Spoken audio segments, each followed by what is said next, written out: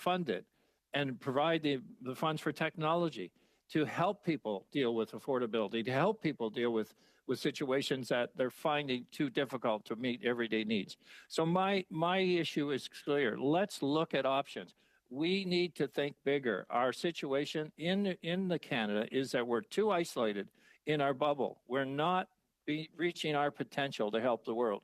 And we're causing huge impact, financial impact, right across this country on our citizens. And it's unnecessary. We all have the same objective. We just have to figure out an easier way to get there and a reality in a way to get there. Because currently, this path is not reality. It's not how we're going to manage the future and meet our goals.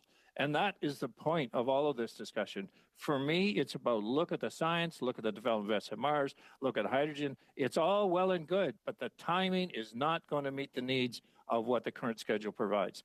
And as a result, people are just going to pay more and pay more. And what is going to be the impact on the environment? Is it going to be like 8% of our 1.5%? And we think we're solving the problems of the world by doing that, when we could be receiving, probably making an impact worldwide of 10% or 15%. But that could be a calculated number, very easily understood. So I want to continue to argue we just need to let the science let us help the world reduce emissions, not think we're solving it by our own little bubble calculation.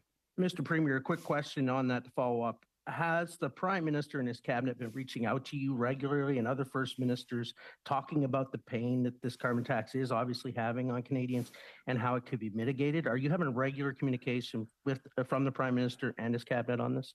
Well, there's various discussions internally, I guess, with members locally, but the solutions are only, okay, how do we offset this measure? How do we offset that measure? When in fact you get to the root cause of why do we have this measure to begin with. So then you get down to the philosophy of the federal government in relation to the carbon tax. And you say, for what it is intended to achieve, is it achieving that? Because what was this unintended consequence, what it's going to cause on affordability of every issue from groceries to right down the supply chain? Was that the intended consequence? And if it was, it's a poorly implemented process. And if you look at that and you say, what are other countries doing? How do they manage this? And then how can we manage it based on our abilities and utilizing our entire natural resources to be part of that solution? That's great. Mr. Chair, do I have a little bit more time? 15 seconds.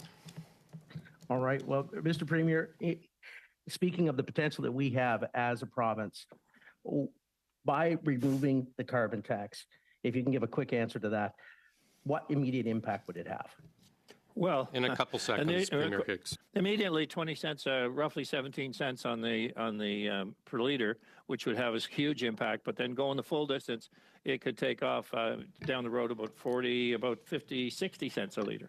Thank you, Premier Higgs. By 2030. Thank you, Premier Higgs.